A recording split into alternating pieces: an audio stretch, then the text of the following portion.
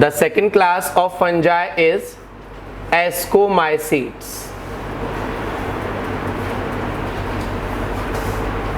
Ascomycetes.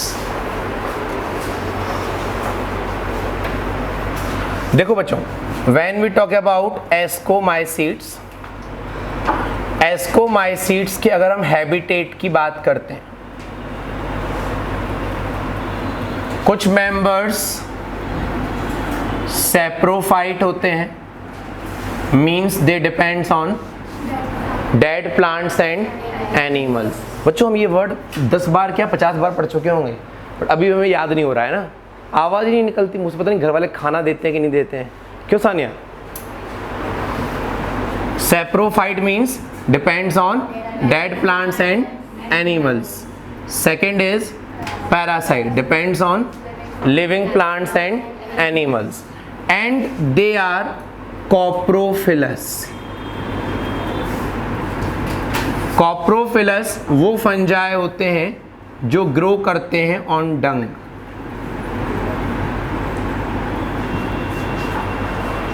ठीक है ना, जो गोबर पे ग्रो करते हैं दे आर कॉल्ड कॉप्रोफिलस। तो इस क्लास के मेंबर्स या तो सैप्रोफाइट होते हैं या फिर पैरासाइट या फिर कॉप्रोफिलस विच ग्रो ऑन डंग। जब हम बात करते हैं माइसीलियम की, एस्कोमाइसीट्स के माइसीलियम की, एस्कोमाइसीट्स के केस में हाइफी जो होते हैं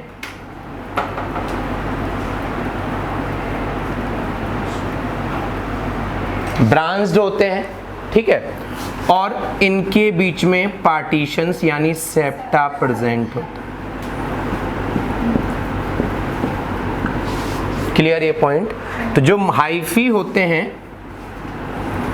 एस्कोमाइसीट्स में, they are septate, septa present होते हैं, एंड दे आर ब्रांच्ड। कैसे होते हैं? Branched. After that we will discuss about asexual and then sexual. So just write down heading ascomycetes, इसमें लिखो members of this group, members of this group,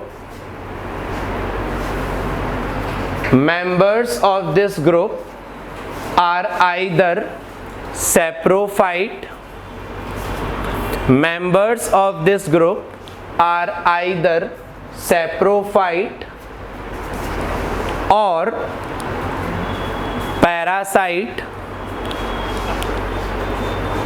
और coprophilous. Coprophilous bracket में लिख लो, grow on dung. Write down next point, they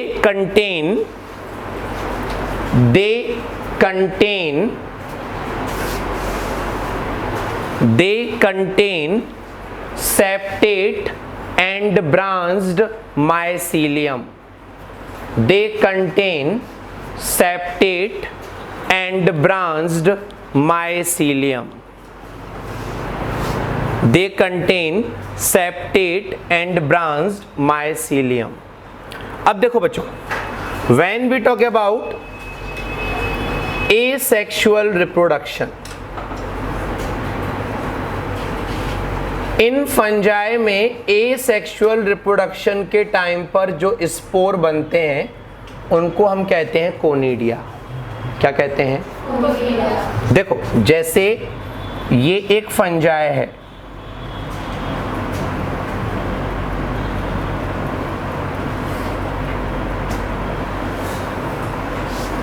ठीक है। अब इस फंजाई की जो ब्रांचेस हैं इनको हम कहते हैं कोनिडियोफोर। क्या कहते हैं? और इनके टिप पर ये जो स्पोर लाइक स्ट्रक्चर्स आपको दिख रहे हैं ये क्या कहलाते हैं? Conidia. It's a diagram of Penicillium, जिससे हमें कौन सी एंटीबायोटिक मिलती है? पेनिसिलिन। कौन सी मिलती है? पेनिसिलिन। क्लियर ये पॉइंट? तो conidia Penicillium actually is one of the example of ascomycetes. अब देखो ये जो कोनिडिया है, क्या ये किसी सैक लाइक स्ट्रक्चर के अंदर है क्या? नहीं, that means they are outside, that means they are geniusly नहीं, जीनसली, एक्सोजीनसली। हाँ, क्लियर ये पॉइंट? लिखो, नेक्स्ट पॉइंट लिखो।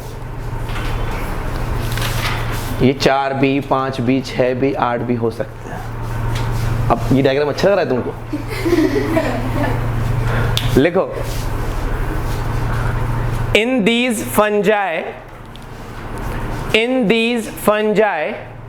during asexual reproduction,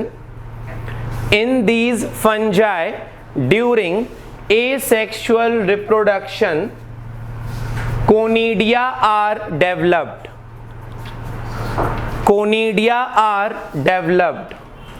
on conidiophores. Conidia are developed on conidiophores exogenously. Conidiophore exogenously. Clear ये पॉइंट? चाहो तो इस structure को ड्रॉ कर लो।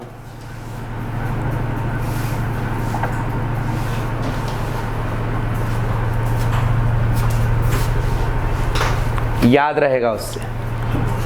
Penicillium, when we talk about sexual reproduction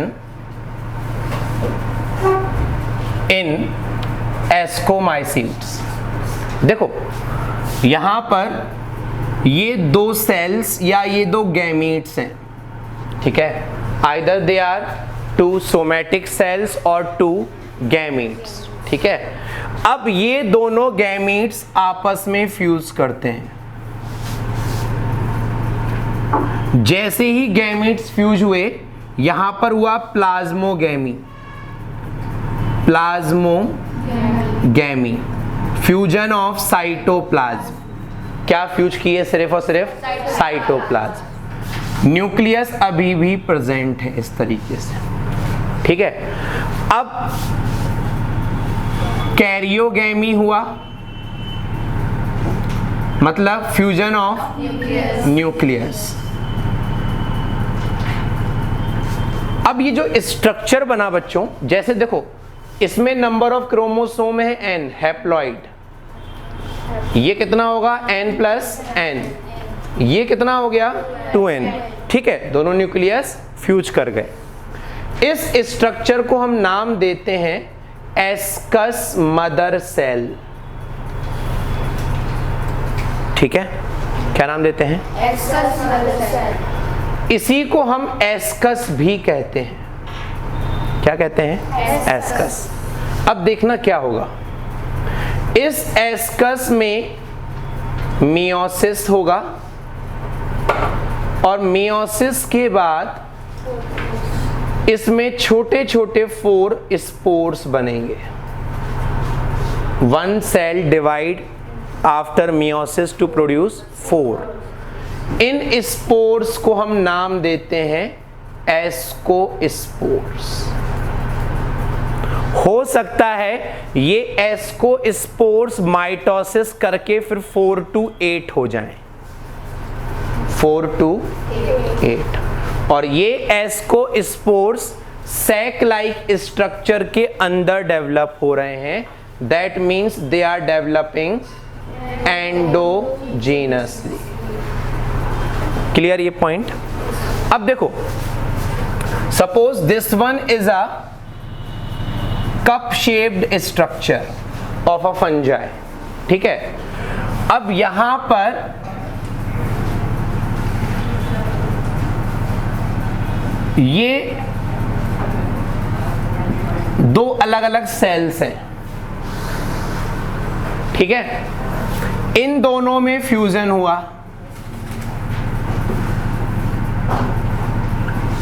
ठीक है? फिर इन दोनों का कैरियोगैमी हुआ, फिर इसमें मियोसिस हुआ, यस और नो? ये मैंने आपको इस तरीके से दिखाया, जो सेल होगी यहां पर वो ऐसा स्ट्रक्चर यहां बनाएगी, जो यहां पर होगी वो यहां पर भी ऐसे बनाएगी, मतलब कुछ ऐसा होगा।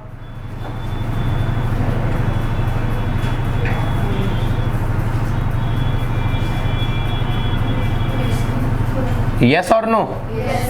होगा कि नहीं होगा?